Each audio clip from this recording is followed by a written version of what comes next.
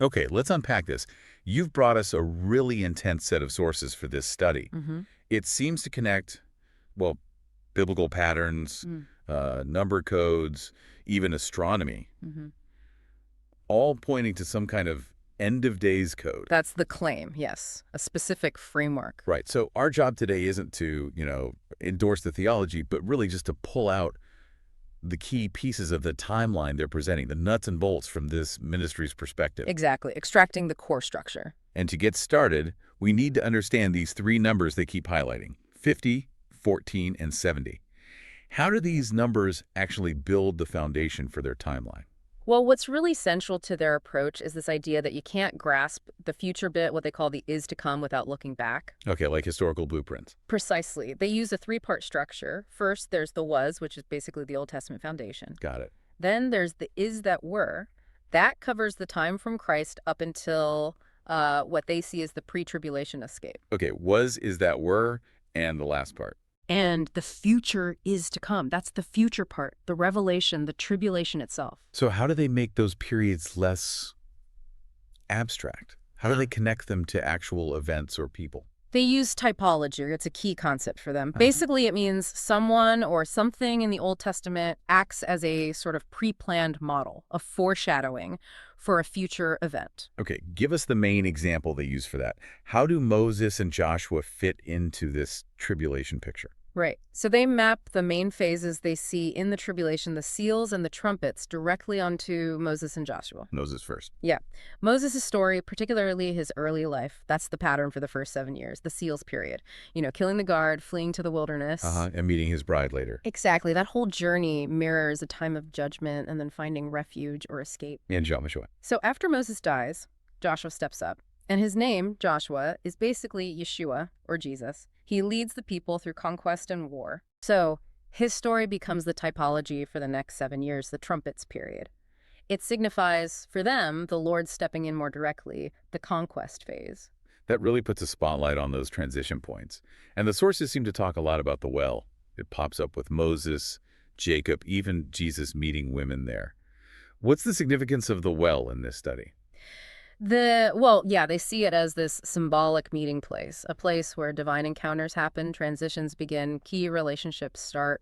It marks a shift. Is there a specific scriptural anchor for that with Moses? There is. The ministry pointed out something specific they found. If you look at Exodus chapter 2, Moses' birth, killing the guard, fleeing Egypt, and meeting his bride at the well, it's all right there, sequentially. Yeah. So the well isn't just random. It's right there at the start of that specific narrative sequence, marking the beginning of his journey towards his destiny. It makes it a perfect symbol for the start of the seals topology. Okay, that makes sense. Let's shift to the numbers then, this core structure they claim. 50, 14, 50, you said it's the heart of the code. Where did that specific sequence come from? And how did they land on 14 years relating to 50? That seems like a jump. It does initially. But this is where they blend time and symbolism. The code itself lays out a flow. A 50-day period kicks things off. Right. That's followed by 14 years of tribulation, which they break down as 7 for seals, 7 for trumpets. Okay, 14 years total. And that whole 14-year plus 50-day period leads up to what they identify as the 50th Jubilee. But still, why 14 years connecting to 50? What's the bridge? The bridge is Hebrew gematria, the numerical value of letters. The sort of aha moment for them came from linking the Hebrew alphabet itself to this structure. So The 14th letter of the Hebrew alphabet is Nun. Nun, okay. And here's the connection. The numerical value of the letter Nun is 50. I see. So the letter's position, 14, is linked directly to its numerical value, 50. Exactly. For the ministry, that confirmed the sequence. 14 years inherently ties to the number 50 through the letter Nun. So the code becomes fixed. 50 days begin, 14 years follow, leading to the 50th Jubilee. Okay, now this is where, for me, it gets really wild. They take this code and connect it to the stars. How does the constellation Taurus fit into this, especially since Taurus usually shows up in late spring, but other parts of their sources hint at a winter timing? That feels like a contradiction. It does seem like a conflict at first glance, yeah. Yeah. But Taurus, the bull, is presented by them as the ultimate sort of cosmic stamp of approval. They link it right back to the idea of the beginning. Oh. Well, first, Taurus is associated with the Hebrew letter Aleph. Aleph. The first letter. Right. And Aleph means ox head, and it represents the number one, the beginning. So Taurus is positioned astronomically as the starting point. Okay, beginning. What about the details within Taurus? You mentioned the eyes. The eyes are crucial. One eye is the star Aldebaran. It's the 14th brightest star we can see. 14th. There's that number again. Exactly. And Aldebaran's name apparently means bullseye or even revelation. This star, this eye, is linked directly to the letter Nun 14th letter, number 50. Wow, okay. And the other eye. The other prominent star is called Ayin or Ain. It literally means I-E-Y-E, and it represents the number 70. 70. So you've got 14 linked to 50 and 70, all represented in the stars of Taurus. That's the interpretation, yes. The core numbers embedded right there in the sky. That's quite a claim, mapping the code onto the heavens like that. But the source goes further, right? They claim there's actual physical evidence found here on Earth. Something about the Shroud of Turin. Precisely. They argue the definitive physical proof is a pendant found on the Shroud of Turin. They believe this pendant was actually worn by Christ. And this pendant had writing on it. Yes, 3 Hebrew letters. Nun Alef Ayin. Nun Alef Ayin. Okay, so reading that the Hebrew way right to left, what does that sequence translate to in their code? Reading it right to left, it's Ayin, which is 70. 70. Then Aleph, which is 1, the beginning, the ox head. And finally Nun, which links 14 and 50. So 71, 14, 50. How do they read that as a sentence or instruction? They interpret it very specifically as 70 ends begins 50 and 14 years. A timeline structure, divinely ordained, worn symbolically by Christ himself, according to this view. Okay, let me make sure I'm getting this for you listening. The source is claiming this pendant confirms the timeline. A 70-year period finishes, then a 50-day period starts, and then the 14-year tribulation follows. That's the core argument, yes. But that brings us right back to the timing puzzle. If Taurus and the Feast of Weeks, it's often linked to the wheat harvest to happen around May, June, how does the ministry square that with these other hints in their material about a winter event? Something tied to the New Year of Trees, Tu B'Shavat, which is way earlier, like February. Right, that's the apparent conflict. And they resolve it by doing a really close reading of John chapter 4. Jesus and Samaritan woman at the well again. That's the one. They interpret the location, Samaria, not just geographically but symbolically. It means watch station, or relates to watchers. Watchers.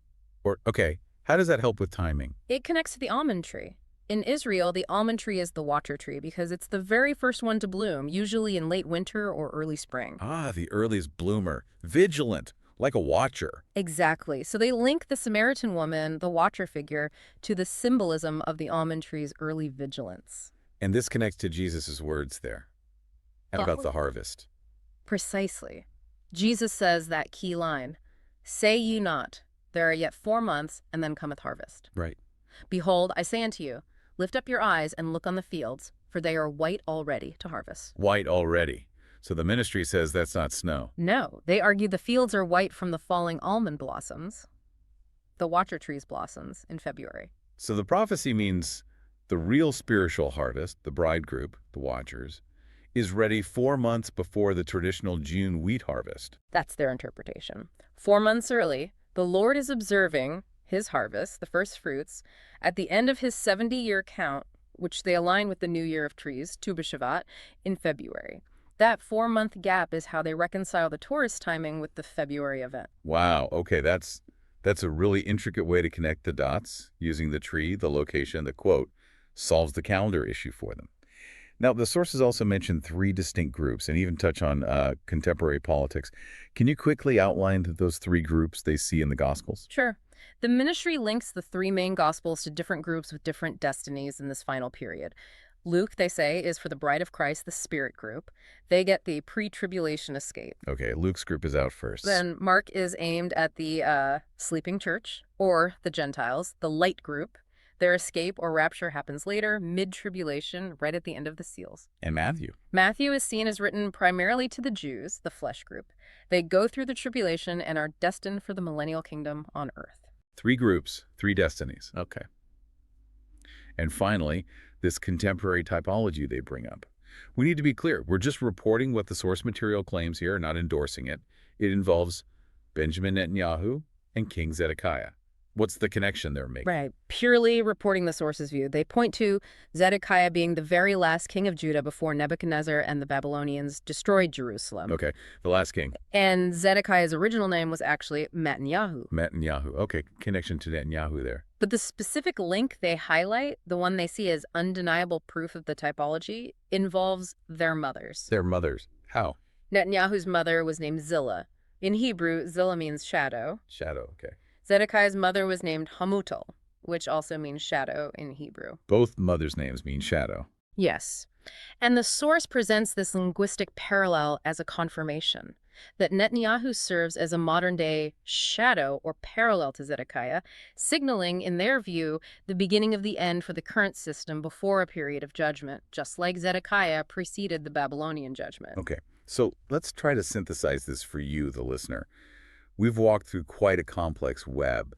The core claim is this 7050-14 code. Right, which they feel is confirmed by the Hebrew letter Nun, by the stars in Taurus, Aldebaran, and Ayin, and even physically by that inscription they found on the Turin Shroud pendant. And that tricky timing problem, the spring versus winter thing. That gets resolved, according to them, by John 4, linking the Samaritan watcher to the early blooming almond tree, suggesting a spiritual harvest ready 4 months earlier than the traditional wheat harvest. So the final picture is the end of this 70-year count. The Lord is supposedly tracking lines up with the new year of trees in February. Correct. The almond blossom time, the watcher's time, that kicks off the 50 days, crucially, while the Hebrew calendar is technically still in its 70th year. And that 50-day period then leads into the 14 years of seals and trumpets. Okay, that leaves us with one last provocative thought, pulled from the source material, for you to chew on. It goes back to those 50 days. Luke 17 says, right before the 40 days of the Son of Man begin, the world will still be very normal, marrying and giving in marriage. Business as usual. Seemingly normal life. So does that imply the vanishing of millions, the escape of that Luke group, the bride, couldn't happen instantly on day one of the 50 days? Does it have to happen maybe at the end of the first 7 days of that 50-day period? That's the implication they draw, yes. So a slight delay. Which will allow the world to kind of stay oblivious for that first week, maintain that illusion of normality before things really shift. Definitely something to think about as you connect these pieces in your own study.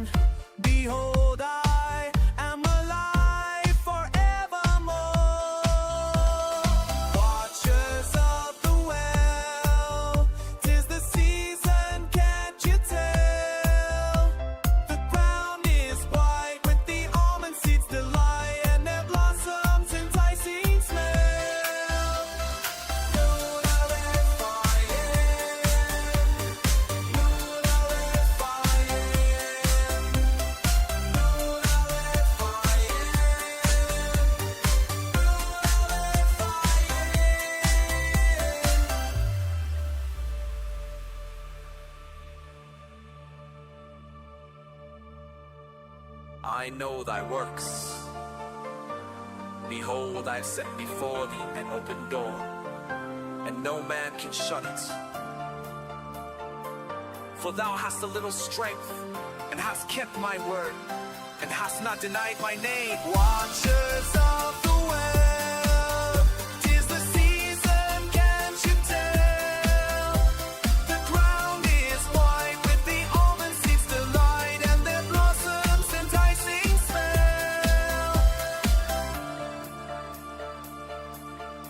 I know thy works and tribulation, poverty.